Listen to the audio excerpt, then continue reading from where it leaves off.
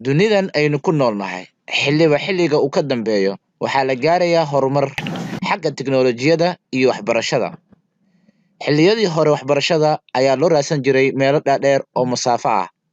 Haatan waxbarashadii ayaaba qaarad kale u soo jarayso kugu imaanayso sariirtaada dusheeda. Waxbarashada online-ka waxay muhiim u tahay dadka ayaga shaqeeyo laakiin aan awoodin inay xaadiraan fasallada waqtiga cariiri ku ah awgii. Hooyooyinka aan awoodin inay u baxaan iskuulada waxbarashada oo xanaaneeya carruurtooda laakiin awoodo iyagoo jikadooda ku jiro inay wax bartaan, iyo dhammaan dadka xiiseeyo si online ah inay wax ku bartaan. Waxaa muhiim ah in uu qofka samaysto jadwal deedna uu ku dhegnaado jadwalkiisa.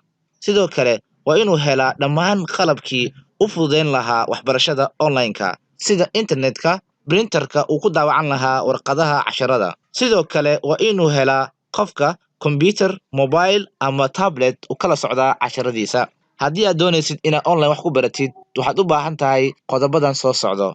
Kow, waa inaad heshaa goob waxbarasho, gurigaada ama meel maktabad ah. Iskana ilaali carruurta iyo dadka kale aad leedahay way kaa qasayaan waxbarashadaada. Qodobka labaad, dejiso waqti aad gashid fasalka online-ka ah.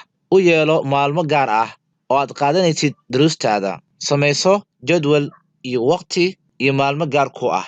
Qodobka saddexaad, xilliga casharka uu socdo, noqo arday foojigan lana socda macalinkiisa. Marka uu dhammaado fasalka, dib u daawo casharada, kadibna akhri notiska casharka. Sidoo kale hoos ka xariiq qaybaha kugu adkaaday fahankooda, kadibna u gudbi barahaaga ama macalinkaaga adigoo ugu dirayo email ama aaladaha kale social media sida WhatsApp-ka iyo wixii la midka ah.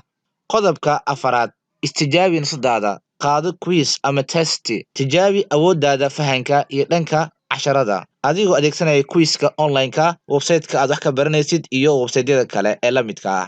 Qodobka shanaad, ka fogow oo iska xir baraha bulshada sida Facebook-ga, WhatsApp-ka, email-ga iyo waxa la midka ah. Iska xadid dhammaan aaladahaas si aysan hakad kaaga gelin waxbarashadaada xilliga aad casharka qaadanaysid.